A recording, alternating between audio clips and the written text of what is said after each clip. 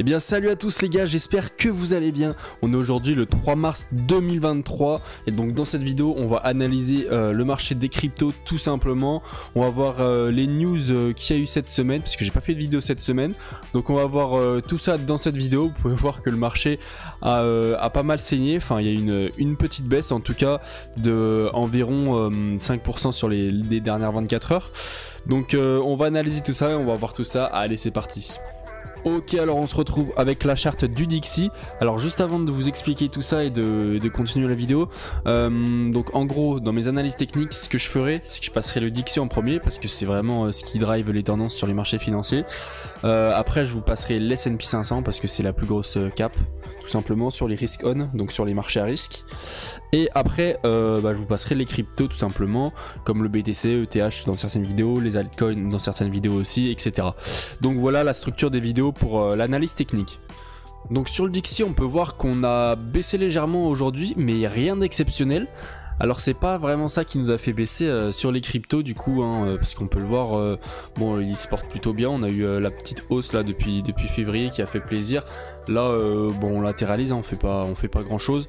Mais donc voilà, rien de spécial à dire sur le Dixie en tout cas. Donc le Dixie pour les débutants, ceux qui savent pas c'est le dollar. Donc c'est le cours du dollar et c'est vraiment ce qui drive toute la tendance sur les marchés financiers. Si le dollar monte, toutes les cryptos, la bourse, etc., les actions vont descendre. Et si ça descend tout simplement, les risk-on, donc pareil, les cryptos, etc., ça va monter. Donc voilà, c'est comme ça que ça marche tout simplement. Et on se retrouve sur la charte de l'S&P 500. Alors là, les gars, c'est un truc de malade. Regardez ce qu'il nous fait. Donc sur les 2 jours, on a un pump de 3,30%. Bon, dans les cryptos c'est rien, mais sur les marchés financiers classiques, si je peux dire ça comme ça, comme le S&P 500, c'est beaucoup. Franchement, c'est beaucoup. Et c'est vraiment incroyable parce que sur les cryptos, on baisse, on se fait déchirer la gueule. Et là, tu vois le S&P 500 qui fait son petit bout de chemin tranquillement. Bon, ça me fait plutôt rire. C'est pas grave, faut pas être en dépression parce que les cryptos baissent. On peut voir que le S&P 500 a perdu vachement de sa valeur depuis le 6 février, alors que sur les cryptos on n'avait pas chuté justement.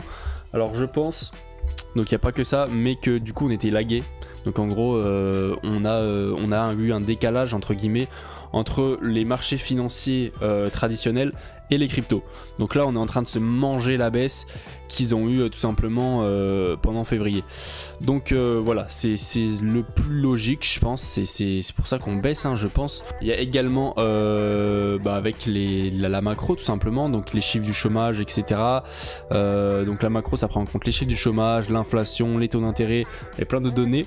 Mais ouais, ce qui nous a fait mal dernièrement c'est surtout les chiffres du chômage. Mais on va voir ça après sur Twitter. Alors sur la charte du Bitcoin on peut voir qu'il y a eu une petite baisse du coup aujourd'hui cette nuit tout simplement. Donc ça nous a fait revenir aux 22 000 $. Ça faisait quand même un petit bout de temps, depuis le 14 février qu'on les avait pas touchés, donc plus de 15 jours. Donc alors j'ai tracé un Fibo, on va voir les targets jusqu'où on pourrait aller. Au niveau de la zone de rechargement du coup on serait entre les 19 000 plus ou moins et les 17 500, donc on a encore de la marge, c'est pour ça que je dis qu'on peut vachement baisser en tout cas sur ce mouvement. Donc on pourrait se prendre un moins 23% depuis le top qu'on a fait en février. Et au minimum, si on prend la zone de rechargement, un moins 30%, donc ça ferait vachement de mal au moral des investisseurs. Moi franchement, je kifferais, je vous le dis honnêtement les gars. Je suis un peu en malade dans mon crâne, je pense qu'il y en a ils vont croire. Mais non franchement ça pourrait me permettre de racheter des cryptos plus bas. J'ai encore des gros bags à réinjecter, j'ai encore pas mal de liquidités en USDT. Donc même si j'ai un petit portefeuille, c'est toujours bien de pouvoir réinjecter plus bas, ça permet de faire descendre son prix d'achat tout simplement, donc c'est plutôt cool de ce point de vue là. Je sais pas ce qu'on va faire, on va peut-être s'arrêter là, on va peut-être repartir en veille bottom, mais je pense pas. Moi en tout cas je vais attendre une structure pour rentrer, donc on va peut-être pas aller plus bas, on va peut-être s'arrêter là et repartir en veille bottom, mais moi en tout cas j'attendrai un beau W, une belle structure pour réinvestir, que ça soit dans mes investissements de base ou même dans le trading, parce que du coup j'ai commencé le trading il n'y a pas longtemps, étant donné que je faisais de l'analyse technique. Parce que de base je vous explique, moi je faisais de l'analyse technique juste pour maximiser mes points d'entrée sur le BTC et les cryptos.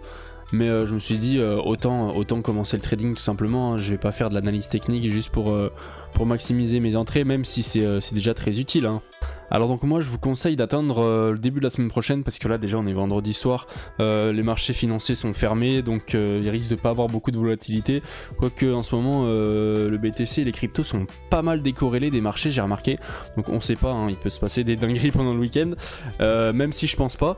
Donc oui, je vous conseille d'attendre la semaine prochaine, parce qu'on a un Dixie qui est dans le négatif pour cette fin de semaine, on a un S&P et les actifs qui pump de malade, et on a les cryptos qui baissent, donc bon forcément ils vont pas rester décorrélés longtemps comme ça. Je pense que comme je vous l'ai dit c'était juste lagué, donc c'est pour ça qu'on pourrait très bien repartir en V-bottom et aller exploser tout simplement les 25 000, hein, c'est possible, mais je vous conseille quand même d'attendre une structure, un beau W, des W dans des W, et rentrer à ce moment là, parce qu'on peut très bien continuer à chuter comme ça, et comme vous le savez, l'expression qui dit on n'achète pas un couteau qui est en train de tomber, donc c'est terriblement vrai, hein. Si vous achetez là et qu'on revient dans cette zone au niveau des 19 000, même plus bas, je pense que vous aurez un peu le seum.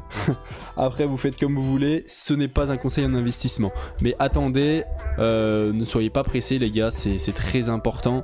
Si vous avez perdu des trades, pareil, n'essayez pas de faire direct de retraite dans l'autre sens. Si vous êtes fait liquider en short cette nuit, parce qu'il y en a beaucoup qui sont fait liquider, pareil on va le voir après ça sur Twitter, n'essayez pas de reprendre un long direct après, posez-vous, réfléchissez, mettez votre plan en place, et puis voilà.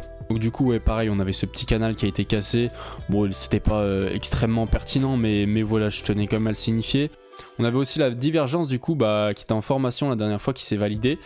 Et puis voilà, pour le BTC je n'ai rien d'autre à dire. Alors au niveau de l'order flow, alors les gars, je sais pas si vous connaissez l'order flow, je sais pas s'il y a beaucoup de débutants qui regardent mes vidéos actuellement, je vous ferai sûrement une vidéo peut-être dédiée à ça, c'est pas sûr, mais bon voilà, je vais pas vous expliquer dans cette vidéo, je vais quand même vous expliquer si c'est positif ou négatif les indicateurs que je vais analyser, mais voilà, je ferai sûrement une vidéo dédiée, on verra par la suite.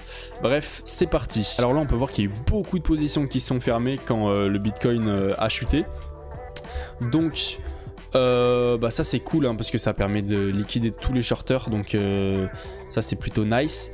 Et on peut voir que direct énormément de positions qui sont rouvertes. Après c'est en quelques heures on a rouvert presque la moitié des positions qu'on avait perdues.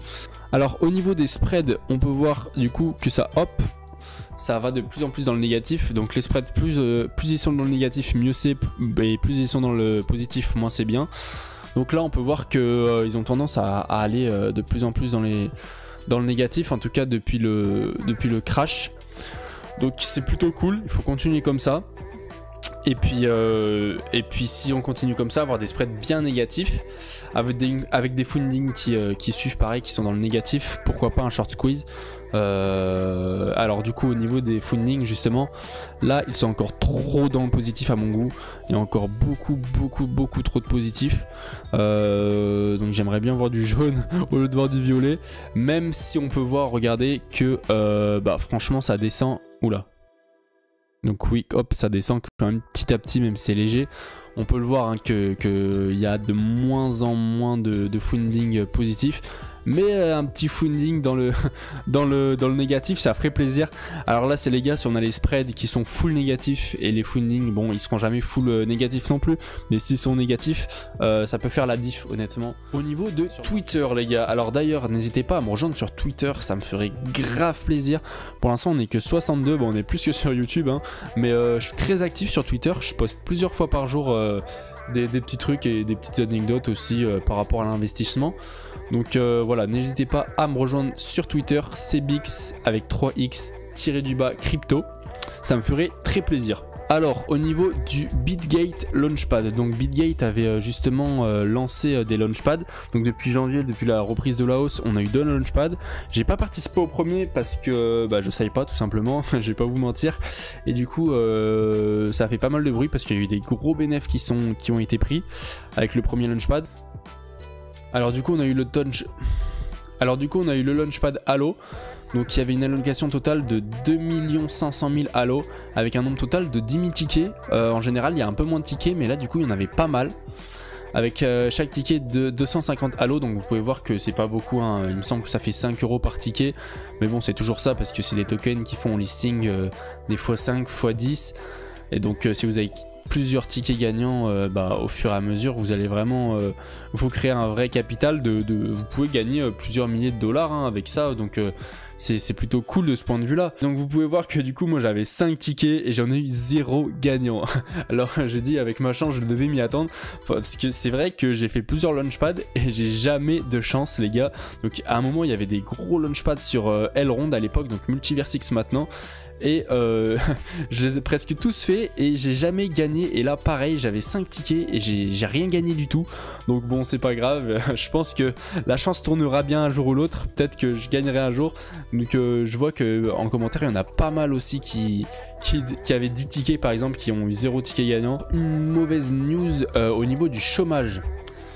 Donc il y a eu le taux de chômage, enfin non pas le taux mais la quantité de chômage qui a été annoncée. Donc on avait une prévision à 195 000 et on a été à 190 000. Donc vous pouvez me dire ouais le chômage a baissé, c'est génial, mais le chômage doit être le plus haut possible entre guillemets pour que le marché réagisse bien et parte à la hausse et que ce soit une good news, hein, tout simplement. Il y a un mécanisme économique derrière, je vais pas vous l'expliquer maintenant parce que je suis pas encore assez calé sur le sujet et que ça prend un peu plus de temps. Mais voilà, sachez qu'il faut en tout cas avoir le plus de chômage possible pour avoir des BTC, des S&P 500, etc. qui pump. Bon, c'est un peu bizarre, mais c'est la réalité du marché en tout cas. Bref, voilà pour cette news. Alors, au niveau du CAPS, je vous avais fait une vidéo justement qui a pas mal marché sur le CAPS il y a quelques jours de ça. Justement, je vous avais dit que j'étais sorti vers les 40, enfin 0,040 $. Et donc là, on a eu un ATH à 0,074 $. Imaginez les gars, il a fait un fois je sais pas combien. On pourra aller le voir après d'ailleurs sur la chart de Bybit. On verra, ça peut être intéressant. Mais c'est incroyable ce qu'il a fait. Il nous a fait un truc de fou malade les gars. Donc vraiment j'ai dit c'est quoi ce bordel, parce que je m'y attendais pas. Donc bref voilà, petit tweet sympa et ça fait plaisir pour les investisseurs hein, qui avaient du CAPS et qui n'ont pas vendu. Bon là j'espère que vous avez vendu les gars, sinon faut vraiment vous poser les bonnes questions, ou alors vous êtes vraiment là sur du très long terme, mais vous pouvez quand même économiser votre prix d'entrée hein, en achetant, enfin en vendant plus haut et à racheter plus bas, parce qu'on va forcément se prendre une baisse. Bref voilà, c'est tout ce que j'avais à dire. Au niveau du projet Stable, je vous en ai également parlé en vidéo la dernière fois. On a eu le prix du mint qu'on n'avait pas quand j'ai fait la vidéo. Donc le 27 mars 2023, donc ça c'est plutôt cool, ça va vite arriver là dans presque 20 jours maintenant. Donc ça pareil, on l'attend avec impatience. Au niveau de X-Portal, donc je sais pas si vous êtes au courant, j'en ai pas parlé en vidéo ça par contre. Donc Multiversix devait sortir X-Portal, donc c'est la nouvelle version de Maillard tout simplement. Maillard c'était le DEX de Multiverse X, et donc là ils nous ont sorti une nouvelle version, donc c'est X-Portal. Franchement j'ai testé, il y a plein de trucs super.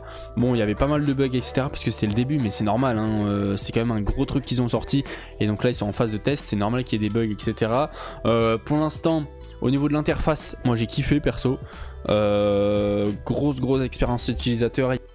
Après au niveau des fonctionnalités, il n'y a pas énormément de choses qui changent pour l'instant. C'est à peu près la même chose que Maillard, mais je sais qu'il y a beaucoup de choses qui vont arriver là dans pas très longtemps avec alors je voudrais pas dire de bêtises, mais il y a le bridge il me semble, il y a X-World, il y a le Metaverse qui va sortir. Alors ça sera dans plus longtemps je pense, mais bon voilà, je suis pas au courant des dates etc, mais je sais qu'il y a énormément de sorties qui vont se faire là dans les prochains mois, donc on attend ça avec impatience, et ça peut même pusher le prix du token vers la hausse, et ce serait plutôt cool de ce point de vue là hein, du coup. Bref, donc on va voir ce que ça donne. Après rien de spécial à dire, voilà, je vous partage également sur Twitter du coup à chaque fois que je fais une petite vidéo. Donc n'hésitez pas à vous abonner d'ailleurs, comme ça vous serez directement informé et vous aurez toutes les notifs. Et mettre un petit pouce bleu aussi, ça fait toujours plaisir. On n'est pas encore beaucoup sur la chaîne, et si vous pouvez me récompenser de mon travail juste en mettant un petit pouce bleu, voilà, ça vous engage à rien, ça vous prend pas de temps, et moi ça m'aide beaucoup, et ça me, vraiment, je suis trop content quand j'ai des retours comme ça, et quand j'ai des likes sous mes vidéos. Donc voilà, du coup sur Twitter je vous partage un peu ma vie au niveau de l'investissement, et je vous retweet toutes les nouvelles qui sont importantes. Donc voilà, c'est plutôt cool. Alors j'ai dit tout ce que j'avais à dire, j'ai dit toutes les informations importantes qu'il y avait à dire pour cette semaine, parce que j'ai pas fait de vidéo du coup. J'espère que vous avez kiffé, j'espère que vous avez bien compris ce que j'ai dit. N'hésitez pas si vous avez mal compris des choses que j'ai dites, ou que j'ai dû peut-être mal m'exprimer, c'est possible. Et si j'ai dit, je le redis, mais si j'ai dit des informations qui sont fausses ou incomplètes, n'hésitez pas à me le faire savoir en commentaire. Ça m'aiderait vachement pour la suite. Donc voilà les gars, c'était tout pour cette vidéo. Passez un bon week-end et on se dit à la prochaine. Allez, ciao.